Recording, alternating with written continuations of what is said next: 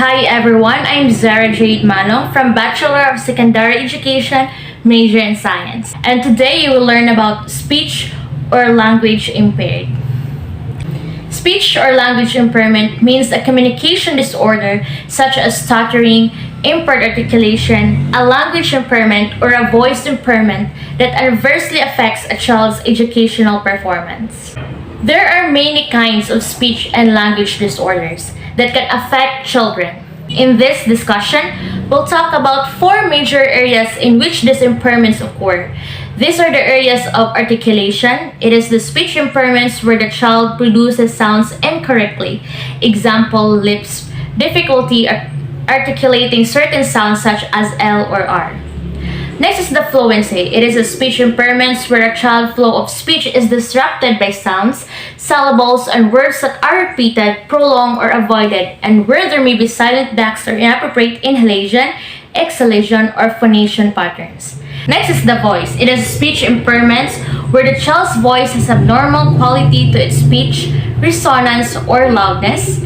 And lastly, language. It is language impairments where the child has problems expressing needs, ideas, or information, or understanding what others say. These areas are reflected in how speech or language impairment is defined by the nation's special education law.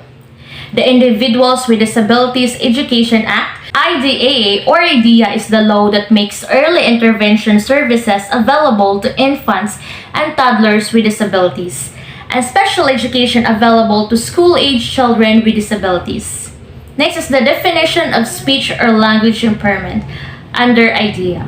The Individuals with Disabilities Education Act or IDEA defines the term speech or language impairment as the speech or language impairment means a communication disorder such as stuttering, impaired articulation, a language impairment, or a voice impairment that adversely affects a child's educational performance. Next is the development of speech and language skills in childhood. Speech and language skills develop in childhood according to fairly well-defined milestones. Parents and other caregivers may become concerned if a child's language seems noticeably behind or different from the other language of same age peers. This may motivate parents to investigate further and eventually to have the child evaluated by a professional. Having the child's hearing checked is critical first step. The child may not have a speech or language impairment at all, but rather a hearing impairment that is interfering with his or her development of language. It's important to realize that a language delay isn't the same thing as a speech or language impairment. Language delay is a very common developmental problem. In fact, the most common affecting 5 to 10% of children in preschool. With a language delay, children's language is developing in the expected sequence at a slower rate. In contrast, speech and language disorder refers to abnormal language development. Next is the characteristics of speech or language impairments. The characteristics of speech or language impairments will vary depending upon the types of impairment involved. There may be also a combination of several problems. When a child has an articulation disorder, he or she has difficulty making certain sounds. These sounds may be left off, added, changed, or distorted, which makes it hard for people to understand the child. Leaving out or changing certain sound is common when young children are learning to talk. Of course, a good example of this is saying wabbit for rabbit. The incorrect articulation isn't necessarily a cause for concern unless it continues past the age where children are expected to produce such sounds correctly. Next is the fluency. It refers to the flow of speech. A fluency disorder means that something is disrupting the rhythmic and forward flow of speech, usually a stutter. As a result, the child's speech contains an abnormal number of repetitions, hesitations, prolongations, or disturbances. Tension may also be seen in the face, neck, shoulders, or fist. Next is the voice. It is the sound that produced when air from the lungs pushes through the voice box in the throat, also called the larynx, making the vocal folds within vibrate. From there, the sound generated travels up through the spaces of the throat, nose, and mouth and emerges as our voice. A voice disorder involves problems with the pitch, loudness, resonance, or quality of the voice. The voice may be hoarse, raspy, or harsh. For some, it may sound quite nasal. Others might seem as if they are stuffed up. People with voice problems often notice changes in pitch, loss of voice, loss of endurance, and sometimes a sharp or dull pain associated with voice use. Language has to do with meanings rather than sounds. A language disorder refers to an impaired ability to understand or use words in context. A child may have an expressive language disorder or difficulty in expressing ideas or needs. A receptive language disorder, difficulty in understanding what others are saying, or a mixed language disorder which involves both. Some characteristics of language disorders include improper use of words and their meanings, inability to express ideas, inappropriate grammatical patterns, reduced vocabulary, and inability to follow directions. Children may hear or see a word but not be able to understand its meaning.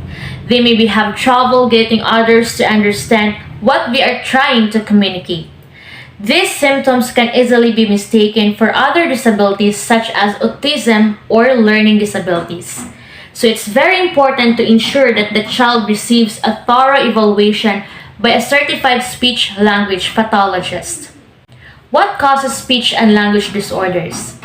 Some causes of speech and language disorders include hearing loss, neurological disorders, brain injury, disabilities, drug abuse, physical impairments such as clip, flip, or palate, and vocal abuse or misuse. Of the 6.1 million children with disabilities who receive special education under IDEA in public schools in the 2005 to 2006 school year, more than 1.1 million were served under the category of speech or language impairment. Thus, all communication disorders carry the potential to isolate individuals from their social and educational surroundings. It is essential to provide help and support as soon as problem is identified. While many speech and language patterns can be called baby talk and are part of children's normal development, they can become problems if they are not outgrown as expected. Therefore, it's important to take action if you suspect that your child has a speech or language impairment or other disability or delay. Let's talk about educational considerations. Communication skills are at the heart of the education experience. Eligible students with speech or language impairments will want to take advantage of special education and related services that are available in public schools. The types of supports and services provided can vary a great deal from student to student, just as speech or language impairments do. Special education and related services are planned and delivered based on each student's individualized educational and level of mental needs. Speech and language therapy may continue throughout a student's school years either in the form of direct therapy or on a consultant basis. Assistive technology or AT can also be very helpful to students, especially those whose physical conditions make communication difficult. It is often the key that helps students engage in the give and take of shared thought, complete schoolwork, and demonstrate their learning. Let's talk about the tips for teachers for the speech or language impaired. First is learn as much as you can about the student's specific disability. Speech language impairments differ considerably from one another, so it's important to know the specific impairment and how it affects the student's communication abilities. Next is recognize that you can make an enormous difference in this student's life. Find out the student's strengths and interests and emphasize them. Create opportunities for success. If you are not part of the student's IEP team, ask for a copy of his/her IEP. The student's educational goals will listed there, as well as the services and classroom accommodations he or she is to receive. Next is to make sure that needed accommodations are provided for classwork, homework, and testing. This will help the students learn successfully. Next is consult with others, example special educators, the SLP, who can help you identify strategies for teaching and supporting this student, ways to adapt the curriculum, and how to address the student's IEP goals in your classroom. Next is to find out if your state or school district has materials or resources available to help educators address the learning needs of children with speech or language impairments. Next is to communicate with the student's parents regularly. Share information about how the student is doing at school and at home. Now let's talk about the tips for parents for the language or speech impairment. First is to learn the specifics of your child's speech or language impairment. The more you know, the more you can help yourself and your child. Next is be patient. Your child, like every child, has a whole lifetime to learn and grow. Next is meet with the school and develop an IEP to address your child's needs. Be your child's advocate. You know your son or daughter best. Share what you know. Next is be well informed about the speech language therapy your son or daughter is receiving. Talk with the SLP. Find out how to augment and enrich the therapy at home and in other environments. Also find out what not to do. Next is to listen to your child. Don't rush to fill gaps or make corrections. Conversely, don't force your child to speak. Be aware of other ways in which communication takes place between people. Next is to keep in touch with your child's teachers. Offer support, demonstrate any assistive technology your child uses, and provide any information teachers will need. Find out how you can augment your child's school learning at home. That's all about speech or language impaired, and I hope that you learned something from the video. Thank you for listening.